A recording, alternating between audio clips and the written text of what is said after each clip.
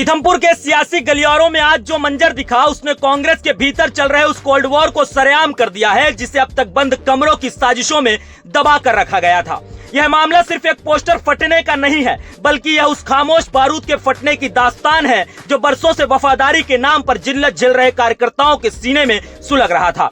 प्रीतिनगर के उस होटल में जब अखिल भारतीय कांग्रेस की सह प्रभारी उषा नायडू के सामने हंगामा बरपा तो दरअसल वह कांग्रेस के उस पुराने दौर और नए ड्राइंग रूम लीडर्स के बीच का सीधा टकराव था। पूर्व जिला अध्यक्ष बाल मुकुंद सिंह गौतम वह शख्स जिसने सियासत की धूप में अपनी खाल खिंचवाई, जिस पर प्रशासन ने मुकदमों की बौछार की और जिसे सत्ता ने हर मोड़ पर निशाना बनाया, आज उसी के गढ़ में उसे बेगाना करने की कोशिश की गई।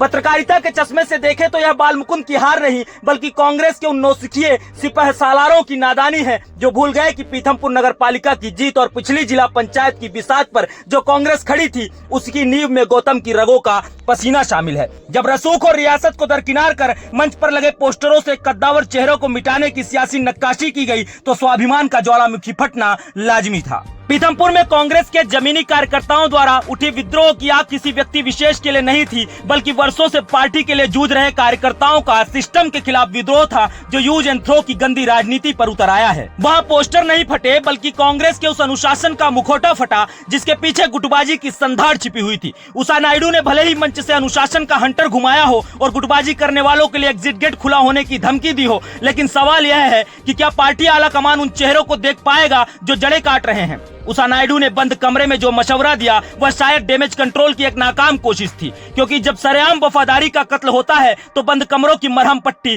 काम नहीं आती। इस पूरे तमाशे ने यह साबित कर दिया कि पीथमपुर में कांग्रेस दो फाड़ नहीं बल्कि कई धड़ों में बढ़ चुकी है।